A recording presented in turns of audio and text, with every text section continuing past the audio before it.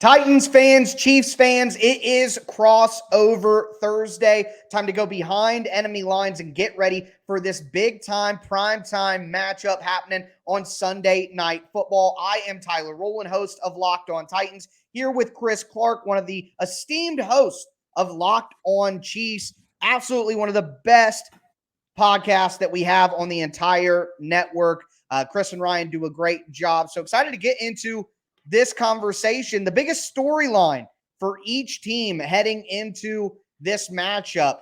Chris, the Chiefs are coming off of a bye, so I'll let you go first. What is kind of the vibe right now with the fan base? What's everybody talking about?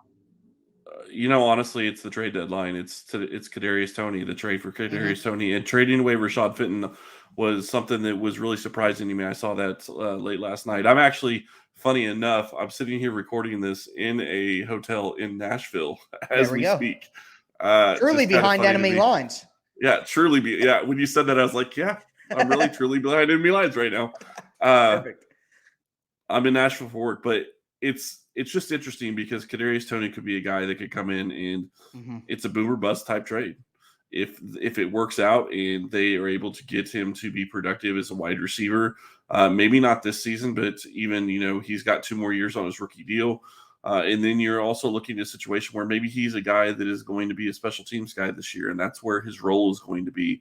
And they've really struggled at punt returners. So the trades for Kadarius Toney not going out, getting an extra pass rusher, I think, is the other big storyline for Kansas City, and I know that a lot of people are talking about that. And then they traded away Rashad Fenton and bring back Marcus McDuffie. So a couple of different storylines, but all centered around that trade deadline. Yeah, they're definitely moving in pieces. It looks like Kansas City's trying to prep themselves for a Super Bowl run and be ready for that. Just a quick follow-up question on that. Do you think Kadarius Toney is going to, play in this game, and do you see him being a factor in any way? I do think he's going to play in this game. I don't know what he's going to do in this game. I don't expect that he's going to have a ton of things in offense or on offense for him to do, but they could get him in as a returner. If they get him in as a punt returner, he could, if he breaks one in this game, that's a huge deal. And regardless of whether or not he breaks one, Sky Moore's got 2 punt muffs this season, and you can't have that in the NFL when you're trying to win games. And, you look at this Titans team and the Chiefs are playing them. It's tough to beat teams if you play down to your competition. And I don't mean that against the Titans necessarily, but more of look what happened with the Indianapolis Colts. Right. They have that huge issue of a muffed punt, and then all of a sudden everything falls apart. And you can't do that. You have to be in a situation where you're going to compete every week, and Kansas City needs to be coming back off the bye and be focused in this game. 100%, especially, you think about that's a similar situation with the Titans. The Titans don't have a good offense right now. They're ranked 32nd in some categories. And if the Chiefs hand them easy scoring opportunities, it can totally change the momentum and the feel of the game. And that would obviously swing towards the Titans' advantage. The Titans don't want to get in a high-flying matchup. They want to keep it as a boxing match in a telephone booth. But I think that leads us to the biggest storyline for the Titans, and it's really all about, can they get Ryan Tannehill back in this game? Tannehill missed the last game against the Texans. He even said himself, he had an illness late in the week, but it was the ankle injury that he suffered against the Colts that kept him out of that game against the Texans. Tannehill was able to practice today, and they're hoping that he's going to be ready to go. I do think that Tannehill will play in the game, but here's what I'll tell you. Despite the fact that the Titans were able to win that ball game last week against the Texans with Malik Willis at quarterback, that's because the Texans are one of the most despicable teams that I've ever watched. I've been covering the Titans in depth for 4 seasons now, watching film every single week, multiple times, and I have yet to see a team lay down and die the way that the Texans were. It was embarrassing, quite frankly. I was embarrassed for their fans. The Chiefs ain't doing that. The Chiefs aren't that kind of team. The Chiefs are one of the most well-coached teams in the NFL. They're going to have a great game plan, and I feel like Kansas City is motivated because they remember getting trounced by the Titans last season. Patrick Mahomes mentioned it already this week that they weren't ready to play the Titans, and they came in and they kicked their butt. So the Chiefs are going to be motivated. They're going to be ready. They're going to have a good game plan with the coaching staff. So the Titans aren't going to be able to survive running the ball to Derrick Henry 30 sometimes and running for 300 yards. It's just not going to be the case. So the Titans are going to need Ryan Tannehill back, and they're going to need him to be at his best, because they're going to have to, even if the Titans find a way to force turnovers, even if the Titans play well on third down on defense, they're still going to need at least 24 points to win the game. I would imagine they're not going to completely blow out Kansas City like they did last year. They simply don't have the offensive weapons to do that. So can Ryan Tannehill come in and give the Titans some semblance of a passing offense so that they can keep pace with Kansas City, even if the defense plays well? I think that's what everybody is talking about and what everybody's worried about going into this game. But we're going to move into the matchup portion of our show. What are some matchups out there on Sunday night that are going to determine the outcome of the game? And we'll cap off the show with our game and score predictions. Now, before we get into that, though, do want to tell you guys that this crossover Thursday is presented by our friends at PrizePicks. PrizePicks is so much fun. It's easy to play. No competing with other players, just you versus the projections available. Pick 2 to 5 players, and if they score more or less than their PrizePicks projection, you can win up to 10 times your money on your entry. It can literally take less than 60 seconds to enter. It's that easy. We love PrizePicks. We know you will too. First-time users can receive a 100% instant deposit match up to $100 with promo code LOCKEDON. That's PrizePicks.com, promo code Locked On. Also want to tell you guys about Blue Nile. When you're looking to pop the question, have a milestone to celebrate, or you just want to let your love sparkle, Blue Nile can help you make your celebration even more memorable. They're the original online jeweler. Blue Nile offers the largest selection of independently graded diamonds and pieces priced significantly below traditional retailers. Guys, if you're like me, I'm a moron when it comes to jewelry. I don't know anything about diamond shape, size, clarity, setting, style, all these things. That's why I liked Blue Nile so much, because they have 24/7 experts on hand, no pun intended, available via phone and chat. So they're going to walk you through the entire process to make sure that you like what you're buying, but also the person you're buying it for loves it as well. Make your moment sparkle with Blue Nile. Go to BlueNile.com. Use the code Locked On to save $50 on your purchase of $500 or more. That's BLUENILE, BlueNile.com. Promo code Locked On to save $50 on your purchase of $500 or more. Once again, that's BlueNile.com. Promo code Locked On. Chiefs fans, Titans fans, time to continue our crossover Thursday. I am your host of Locked On Titans, Tyler Rowland, here with the host of Locked On Chiefs, Chris Clark. Make sure you make Locked On Titans, Locked On Chiefs your first listen every day. It's free and available on all platforms Monday through Friday.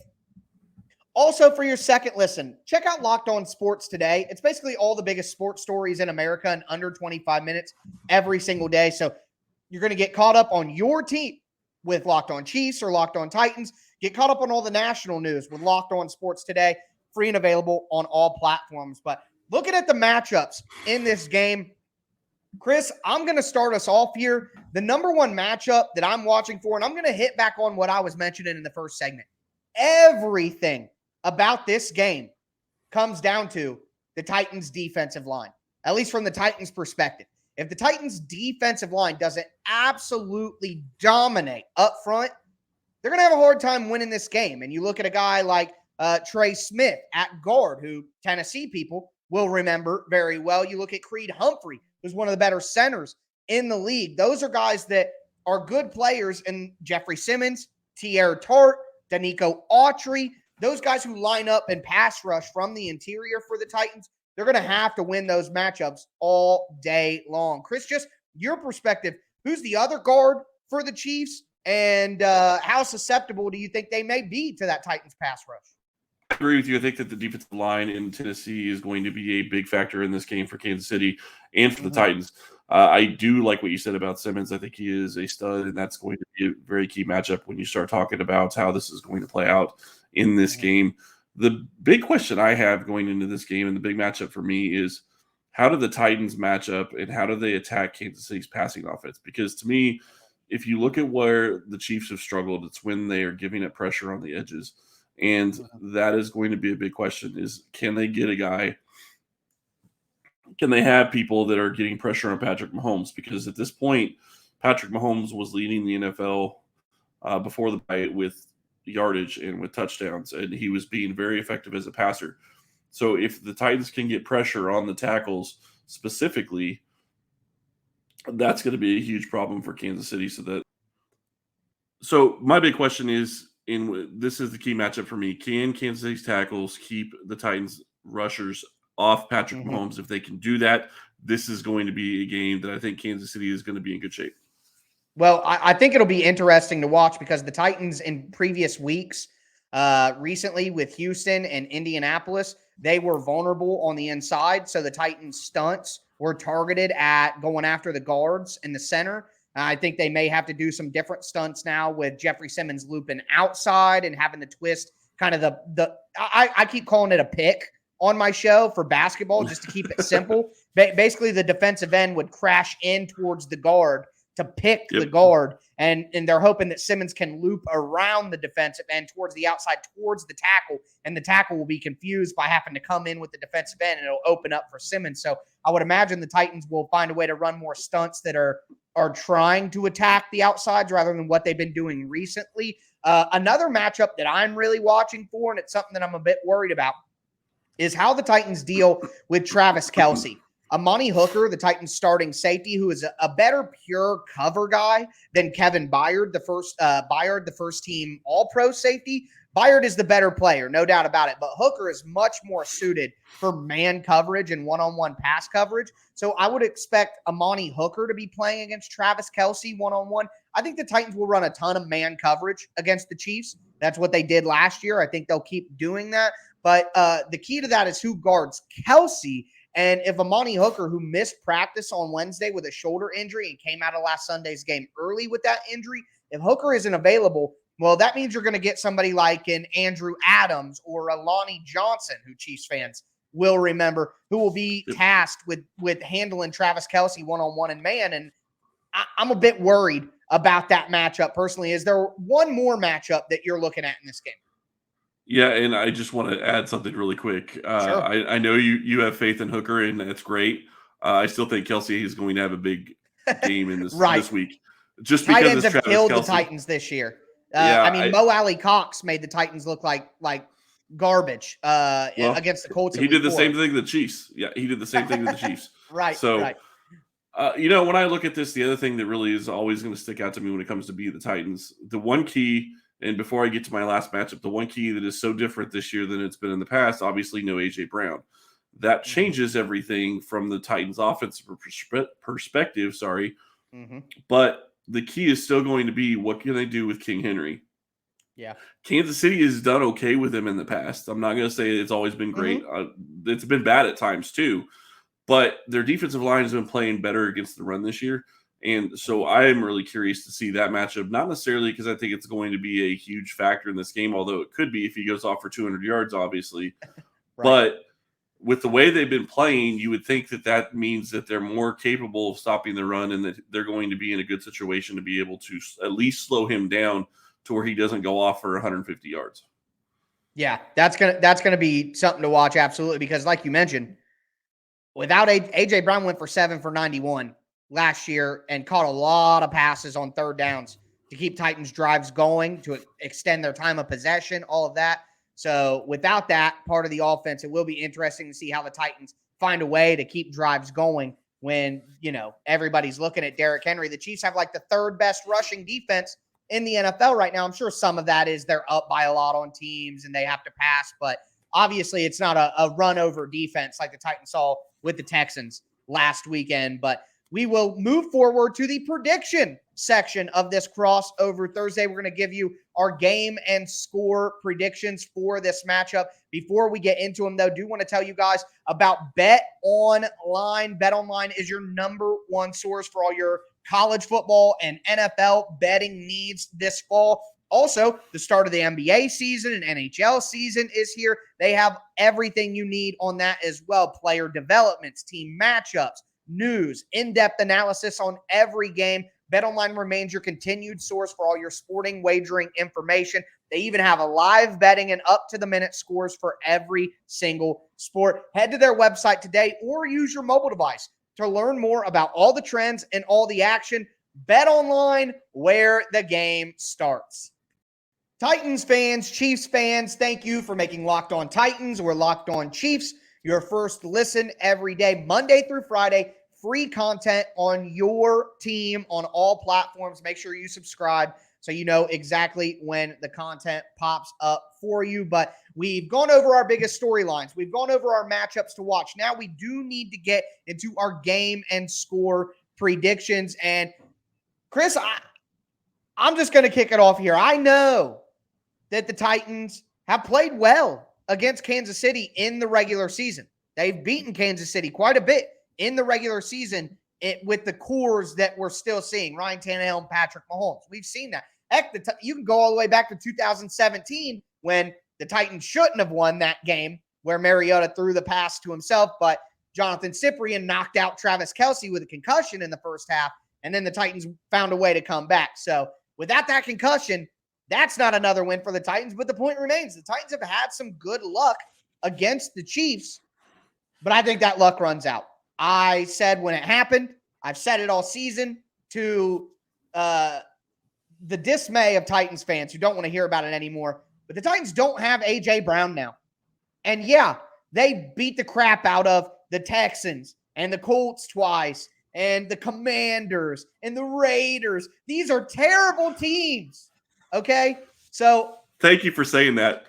Yeah, Titans fans are going to say that I'm just national media who doesn't believe in them, but they've played nothing but terrible teams. They've looked pretty poor while doing it as well. I don't believe that the Titans are a good team, and I don't think that they can beat good teams this year like they have in the past because they don't have A.J. Brown. So I'm going to pick the Chiefs to win this game 24-13. The Titans, through their own volition, the Titans have killed any chance that they can be a potent offense in the NFL by trading the best player on their team and giving him to Philadelphia so that they can go undefeated and win the Super Bowl this year.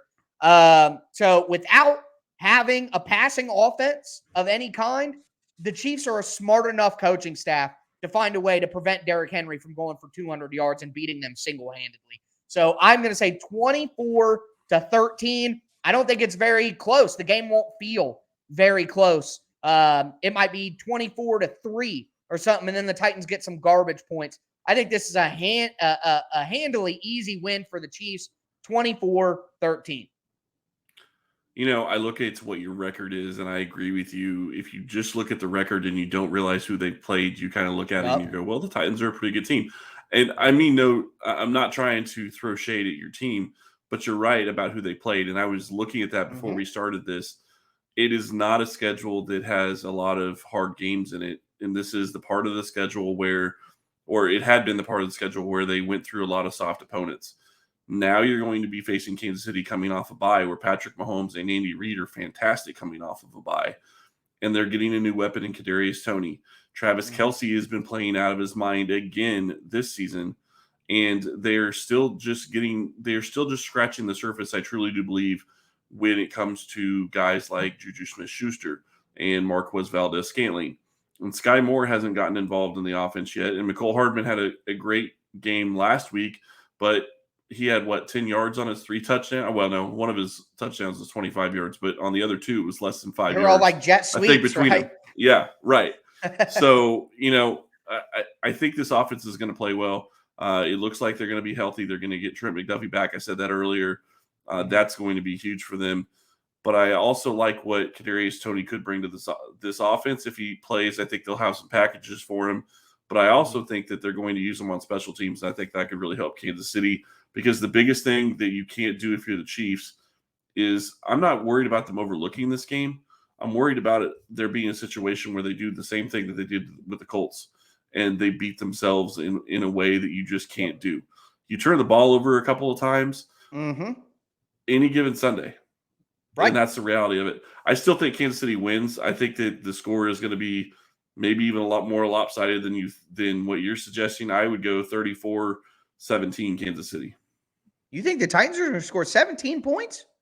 Man, that would be awesome. Garbage points count as points.